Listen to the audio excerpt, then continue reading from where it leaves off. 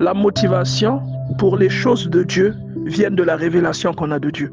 Ça, c'est ce que je voulais dire vraiment à quelqu'un aujourd'hui. La motivation que vous allez manifester pour les choses de Dieu, pour votre appel, pour le service au ministère, cette motivation vient de la révélation que vous avez de Dieu. Et la révélation que vous avez de Dieu vient de la fréquence ou encore du sérieux que vous mettez dans votre méditation, du temps que vous passez dans votre méditation. Et tout ça est une chaîne, parce qu'il y a une autre chose que j'aimerais préciser, c'est que la bénédiction d'une personne est liée à toutes ces choses-là. C'est-à-dire votre grâce, votre bénédiction, votre épanouissement est lié parfois à l'implication que vous manifestez pour les choses de Dieu. C'est comme vous allez voir le Seigneur Jésus qui explique à Joseph et à Marie qu'il est important qu'ils s'occupent des choses de son Père.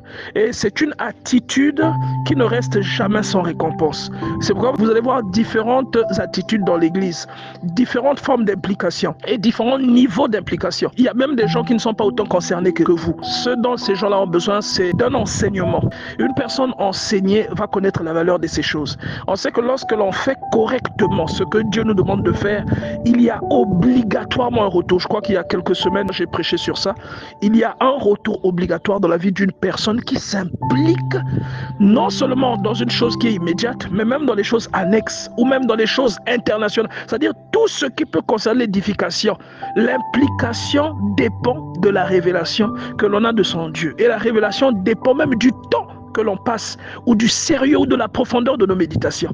Est-ce que vous voyez? Et pour quelqu'un qui a une crise d'inspiration, j'aimerais vous dire une chose. D'abord, j'aimerais rappeler qu'en tant que prédicateur, nous avons des grandes responsabilités. Parce que ce que nous disons peut induire des gens en erreur. C'est pourquoi nous devons nous assurer que ce que nous disons est éprouvé par la parole de Dieu. Vous devez tout comparer avec la parole de Dieu.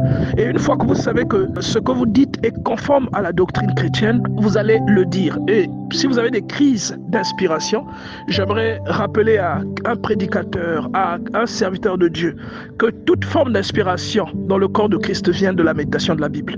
Vous méditez la Bible, vous aurez toujours des choses à dire. Je voulais dire ces choses parce que je sais qu'elles peuvent être utiles à quelqu'un. Il y a des décisions que vous prenez, vous n'allez pas jusqu'au bout simplement parce que vous prenez ces décisions sans que votre cœur ne soit impliqué. L'implication, c'est-à-dire la parole de Dieu sait parler à notre cœur. Dieu sait parler à notre cœur. Vous pouvez décider de devenir quelqu'un de sérieux, vous tentez de le faire 1, 2, 3 jours et après vous vous essoufflez. Simplement parce que c'est une chose qui vient de votre tête et non de votre cœur. Mais ce qui vient de votre cœur, vous ne le décidez pas. C'est une chose qui s'impose à vous. C'est une chose qui se manifeste en vous.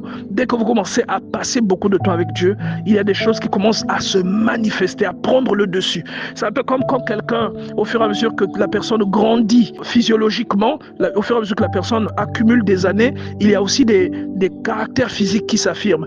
Chez les hommes, en l'occurrence, il y a de la barbe qui apparaît. Vous comprenez, les épaules s'élargissent, la voix devient grave. Personne ne prie pour devenir comme ça. C'est quelque chose qui arrive de manière spontanée parce qu'on accumule quelque chose. Et même dans la nutrition qu'on a de la parole de Dieu, ce que l'on consomme emmène les fruits de l'esprit. C'est-à-dire qu'il y a des choses que vous ne forcez pas. Et quand vous les forcez, cela se ressent. Parce que votre motivation peut devenir un feu de paille. Ça va durer quelque temps. Mais après, le maquillage va disparaître parce que le démaquillant passera par là. Mais lorsque vous méditez, vous allez sortir des choses que vous n'êtes pas allé vous-même déclencher, mais que Dieu déclenche en vous parce que vous avez mangé Dieu. Je ne sais pas si quelqu'un comprend. Je tenais vraiment à dire cela. La motivation pour les choses de Dieu vient de la révélation qu'on a de Dieu.